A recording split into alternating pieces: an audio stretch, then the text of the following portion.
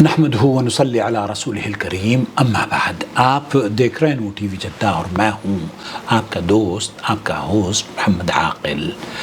اس مختصر سی ویڈیو میں آداب مباشرت آپ کی خدمت میں پیش کرنے کی سعادت حاصل کر رہا ہوں، اس امید پر کیونکہ اسلام کا یہ ایک نمایاں وصف ہے کہ اس نے انسان کی زندگی کے ہر مسئلے کے بارے میں صحیح طور پر رہنمائی کی ہے، حتیٰ کہ مرد و عورت کے جنسی تعلقات کے بارے میں بھی اہم ہدایات اللہ رب العالمین نے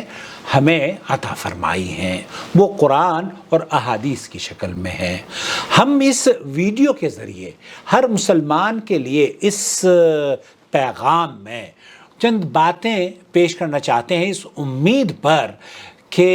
وہ غلط نظریات یا وہ غلط کام جو کہ جہالت کی بنیاد پر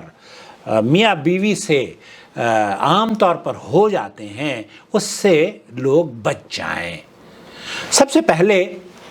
ہم بستری یا آداب مباشرت میں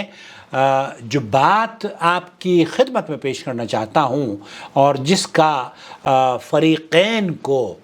خیال رکھنا چاہیے، وہ بنیادی بات ہے پاکی اور صاف ستھرائی اور لباس کا۔ بہت سی عورتیں یا بہت سے مرد اس پر توجہ نہیں دیتے۔ یجوز للمرأة بل یستحب لها ان تلبس اللباس یہاں اس بات کو کہا جا رہا ہے کہ ایک عورت کو اس بات یہ اس کے لیے جائز ہے کہ وہ ایسے کپڑے اپنے شوہر کے لیے زیب و زینت اختیار کرے جو کہ اسے پسند ہوں۔ وہ کسی بھی قسم کے کپڑے ہو سکتے ہوں، باریک ہوں یا اس کی وہ من پسند رنگ ہوں جو کہ آپ کا شوہر آپ کے جسم پر دیکھنا چاہتا ہو اور اس کے پیار اور محبت میں ان لباس سے اضافہ ہوتا ہو۔ تو ایسی صورت میں اگر خواتین بالغ بچے نہیں ہیں اور وہ الگ رہتی ہیں، ان کی عدم موجودگی میں اگر بالغ بچے ہیں تو ان کی عدم موجودگی میں ایسا لباس پہن سکتی ہیں جو کہ باریک ہوں اور شوہر ان کو پسند کرتے ہیں۔ اسی طریقے سے مردوں کے لیے بھی یہ عورتوں ہی کے لیے نہیں ہے کہ آپ بن سنور کر اپنے شوہر کے سامنے تشریف لائیں، بلکہ مردوں کے لیے بھی ضروری ہے کہ وہ بن سنور کر اپنی بیویوں کے سامنے یا بیویوں کے سامنے جائیں اور خوشبو لگا کر، اچھا لباس پہن کر اور منہ کو صاف کر کے، ٹوتھ برش کر کے، نہا دھو کے، تاکہ آپ کے جسم سے خوشبو آئے، بدبو نہ آئے۔ اسی طریقے سے تضع المرأة المکیاج، یہاں عورتوں کو اگر عورت یہ چاہتی ہے کہ اس کا شوہر بناوٹ اور اس کا جو سنگار ہے وہ دیکھتا چاہتا ہے تو کوئی حرج نہیں ہے۔ ایسی صورت میں بناؤ سنگار کر کے جس طرح کی زیب و زینت شوہر چاہتا ہے اور وہ اسلام کے دائرے میں ہو، ایسا نہ ہو کہ اسلام کے دائرے میں نہ ہو، تو اسلام کے دائرے میں رہتے ہوئے آپ اختیار کر سکتی ہیں۔ اور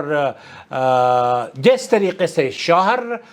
بیوی کو دیکھنا چاہتا ہے، اسی طریقے سے بیوی بھی شوہر کو دیکھنا چاہتی ہے کہ اس کا شوہر خوبصورت۔ یستحب للزوج ان یداعب زوجته، ایسی صورت میں جب وہ ہم بستری کرنا چاہیں تو دونوں کے لیے یہ مستحب ہے کہ وہ ایک دوسرے کو تیار کریں، ایک دوسرے سے پیار اور محبت کی باتیں کریں، کھیلیں اور ایسے انداز سے ایک دوسرے کو چھوئیں کہ وہ اس کام کے لیے تیار ہو جائیں جو کہ ان کا مقصود ہو۔ اور اگر ایسی صورت میں مزی نکلتی ہے تو مزی کے بارے میں میری مختلف ویڈیوز آپ کی خدمت میں پیش کر چکا ہوں کہ مزی اگر نکل جائے تو مزی کو دھونے کے لیے صرف اس کے اوپر پانی چھڑک دینا اس کو پاکی ہو جاتی ہے، اس کو دھونے کی ضرورت نہیں ہے۔ اور اسی طریقے سے اگر منی نکلتی ہے تو منی کو دھونا، اور اس کو اگر وہ خشک ہو جائے تو اس کو کھرچ کر بھی آپ صاف کر سکتے ہیں۔ اللہ کے رسول صلی اللہ علیہ وسلم ایسا ہی، عائشہ فرماتی ہیں اللہ کے رسول صلی اللہ علیہ وسلم ایسا ہی کیا کرتے تھے۔ لا يجوز للرجل ان يخرج المنی، یہ بھی جائز نہیں ہے کہ عورت اور مرد اپنے ہاتھوں سے منی کا استخراج یا منی کو نکالیں، لیکن یجوز کہ وہ اپنی بیوی کے جسم سے لذت حاصل کرتے ہوئے نکال سکتے ہیں۔ اور لا يجوز لہما، پھر ایسی بھی صورت میں بہت سے لوگوں کو دیکھا جاتا ہے اور شکایتیں بھی خواتین کرتی ہیں کہ ہمیں وہ فلمیں دکھائی جاتی ہیں ایسی، ان فلموں سے تو فحش مناظر دیکھ کر گناہ ملتا ہے۔ ایسی چیزیں نہ ہی شوہر کو دیکھنی چاہیے اور نہ ہی بیوی کو دیکھنی چاہیے۔ البتہ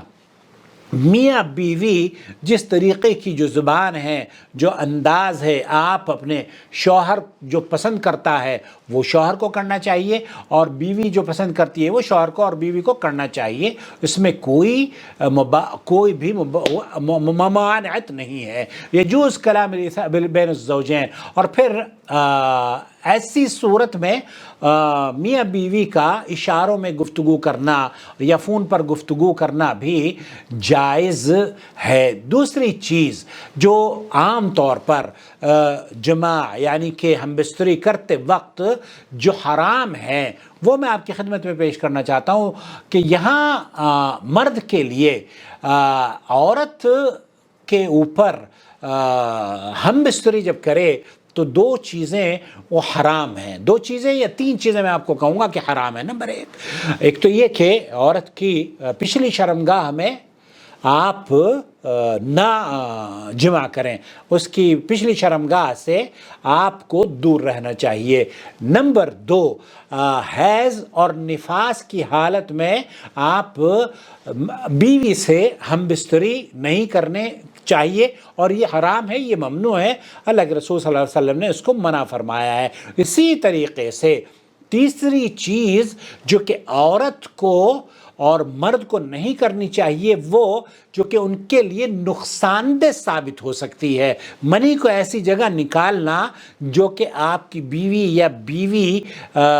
ناپسند کرتی ہو اور اس کو مجبور کرنا یہ جائز نہیں ہے، یا اس کو ڈاکٹرز یہ کہتے ہوں کہ یہ اس عورت کے لیے یا اس مرد کے لیے نقصان دہ ہو سکتا ہے۔ تو یہ تین چیزیں ایسی ہیں، ایک تو یہ کہ عورت